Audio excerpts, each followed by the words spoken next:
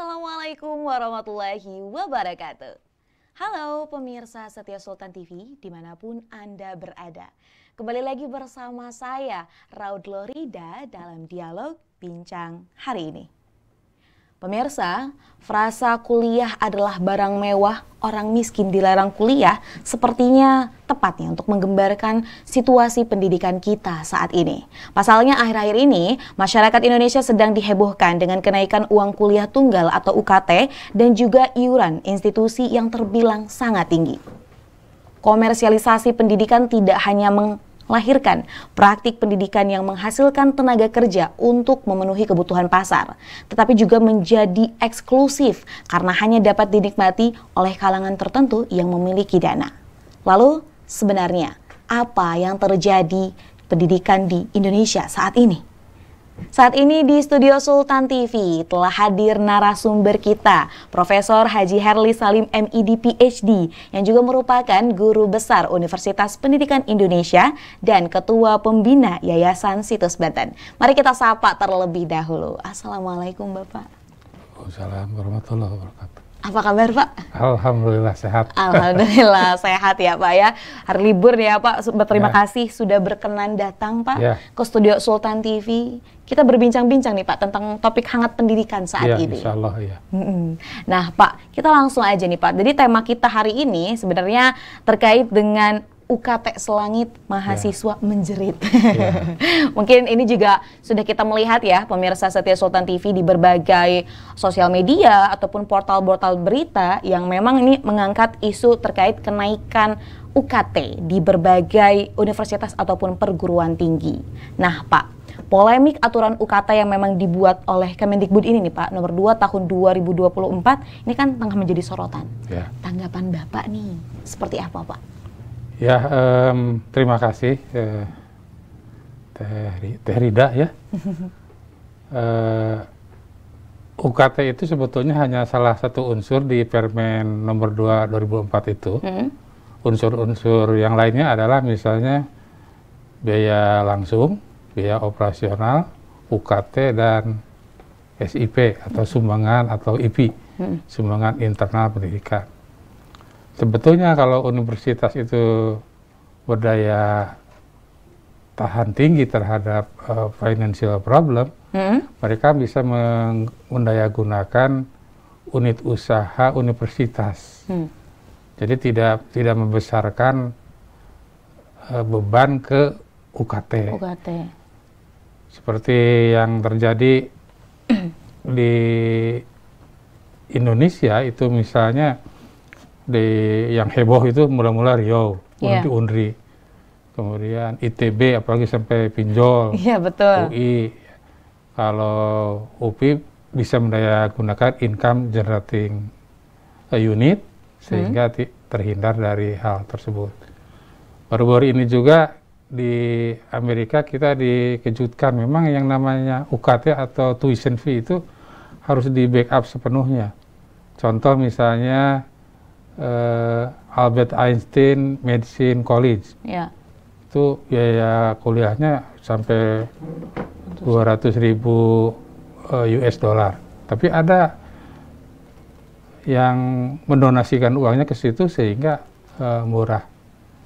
Nah, pendidikan di Indonesia itu memang seyogianya harus diutamakan karena seperti yang diangkat oleh Bu Cici, ya, Sekretaris Jenderal Pendidikan Tinggi, yang mengatakan pendidikan tinggi itu adalah tersier.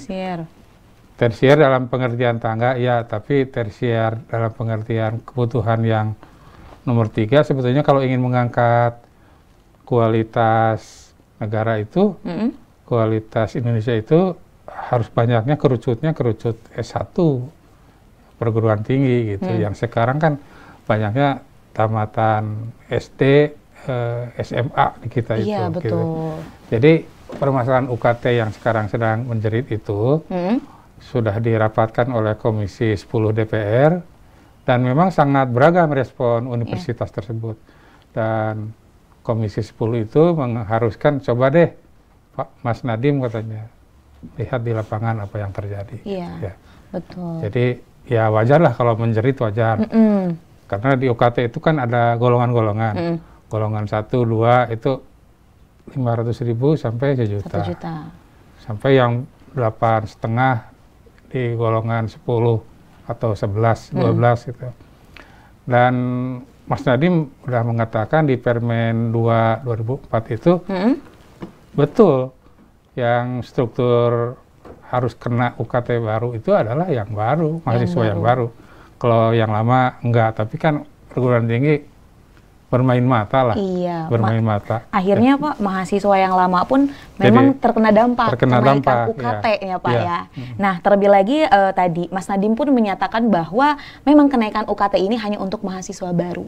Sebenarnya Pak, meskipun kalau semisal ternyata regulasinya hanya untuk mahasiswa baru, apakah hal itu adalah hal yang efektif untuk dilakukan?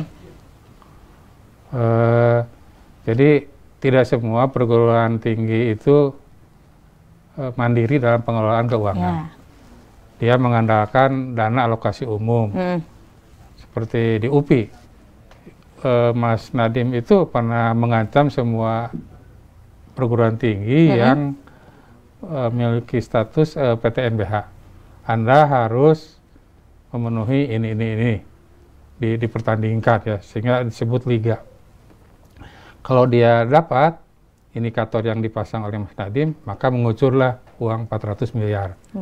Nah, rata-rata, mohon maaf, meskipun itu perguruan tinggi terkemuka di satu wilayah di Bandung, tidak dapat memenuhi. Sehingga akhirnya, dari mana nih mencari income generating ini? UKT yang paling gampang. Betul, karena kan kalau semisal UKT ya sudah dibebankannya kepada mahasiswa ya Pak ya. Iya. Tapi akhirnya tadi beberapa orang memilih untuk wah ini kuliah berat sekali rasanya gitu karena tadi dibebankan pada biaya yang cukup besar.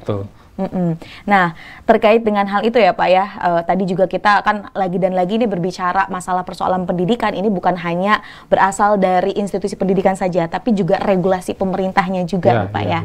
Nah, selaku pengawat pendidikan nih Pak ya, sebenarnya Pak, kondisi pendidikan Indonesia saat ini nih seperti apa menurut Bapak? Kalau menurut saya, ya itu sangat complicated ya, karena penerimaan negara kita itu di zamannya Pak Prabowo ini banyak belanja barang ke pertahanan negara, beli kapal selam, beli F-15X, beli Boromai, pokoknya gede-gedean. Pendidikan itu hanya 615 triliun, dan itu harus menghidupi. Yang pertama ya bagaimana BOPTN bisa mencukupi, BOPTN itu singkatan biaya operasional perguruan tinggi negeri, mencukupi biaya untuk operasional. Itu sekarang tidak mencukupi, makanya yang diangkat oleh UNRI itu betul-betul itu memang mereka sangat kerepotan ya untuk mengcover biaya operasional ya. Salah satunya adalah bermain di UKT gitu. Bermain di UKT. Jadi tidak sangat baik-baik kita itu. Kalau struktur pendidikan dibandingkan saja antara Indonesia dengan Thailand, itu timbang banget ya dalam sistem penggajian, dalam perhatian pemerintah. Di Australia itu betul-betul pajak itu dapat dikontrol oleh pembayar pajak. Sehingga kalau permanent resident apalagi citizen itu hanya membayar biaya operasional aja 20-30%. Di Indonesia enggak ditanggung oleh pemerintah. Di Indonesia itu ditanggung oleh si yang akan belajar. Yang akan belajarnya. Nah, benar Pak. Jadi kan ada dampak sebenarnya Pak Jika kenaikan UKT ini memang akan disahkan gitu ya Pak, dan seluruh perguruan tinggi ini akhirnya menaikkan biaya UKT, ini kan menjadi persoalan lah adalah nanti tingkat pendidikan masyarakat Indonesia justru makin menurun ya Pak ya. Betul. Lalu Pak, ada nggak sih Pak langkah yang bisa dilakukan ya dalam kita membicarakan terkait dengan kenaikan UKT ini? Ya, yang pertama mungkin perguruan tinggi Indonesia, terutama yang PTNBH, harus meningkatkan income generating unit. Harus punya badan usaha.